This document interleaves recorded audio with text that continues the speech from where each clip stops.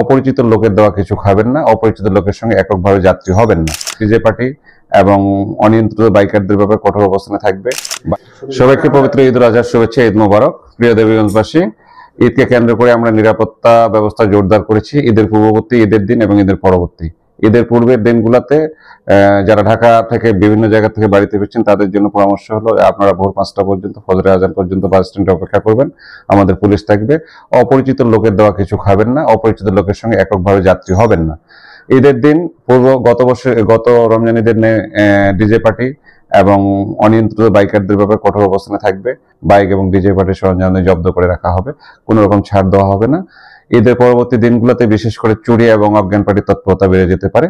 যারা এলাকায় আসছেন তাদের বাড়িকে টার্গেট করে টিউবওয়েলে এবং রান্নাঘরে খাবারের সঙ্গে মিশিয়ে বাড়ির সদস্যদের ঘুম পাড়িয়ে রাত্রে চুরি হতে পারে। সেই ক্ষেত্রে আমরা বলবো যে বাড়ির কোনো সদস্যদের ঘুম ধরলে বা একাধারে ঘুম লাগলে সঙ্গে সঙ্গে আমাদেরকে জানাবেন অথবা 999-এ ফোন করবেন। পবিত্র ঈদুল আজহা ঈদের দিন যেহেতু সবাই একটু বিকালবেলা ঘুরতে বের হয়, এই জন্য আমরা দর্শনীয় স্থানগুলোতে বিশেষ নিরাপত্তা ব্যবস্থা রেখেছি। বাংলাদেশ পুলিশ এবং সেনাবাহিনীর যৌথ টিম টহলে থাকবে। বিশেষ করে ময়নামতি এলাকায় সন্ধ্যার পূর্বেই সবাইকে ছেড়ে যাওয়ার জন্য অনুরোধ করব। সন্ধ্যার পরে কেউ অবস্থান করবেন না, করলে তাদেরকে আইনের আওতায় আসতে হবে। ডিসি পার্ক খোলা থাকবে, পর্যাপ্ত সিসি ক্যামেরা, করতদৃশ্য সিসি ক্যামেরার ব্যবস্থা করা আছে। কৃষি পারমিট সন্ধ্যার পর কেউ থাকবেন না।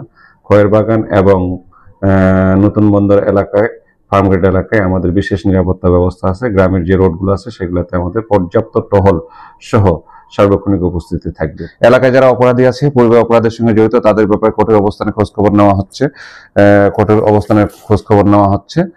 তাদেরকে নজরদারিতে রাখা হয়েছে। ধন্যবাদ। ঈদ মোবারক।